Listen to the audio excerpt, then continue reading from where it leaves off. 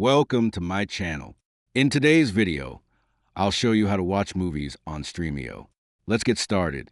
First, open the Stremio app on your computer or laptop. Then browse the home page or use the search bar to find a movie you want to watch. Click on a movie to open its details page. If the title has multiple episodes or seasons, simply select the episode you want to watch. On the right side of the screen, you'll see a side panel with the available streaming options. Click on the play icon next to your preferred source. If Stremio asks you to trust or allow the website, simply approve it to continue. The selected stream will open, and you can start watching your movie or episode. You can also browse and choose a different movie anytime from the Stremio library.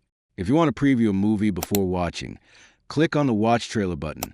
Once you're ready, click the play button on the movie you want to watch and enjoy it on Stremio. If you'd like to watch it later, simply click the library option to save it to your collection for easy access in the future. And that's it. If you liked the video, like, subscribe, and press the bell icon for more helpful tutorials.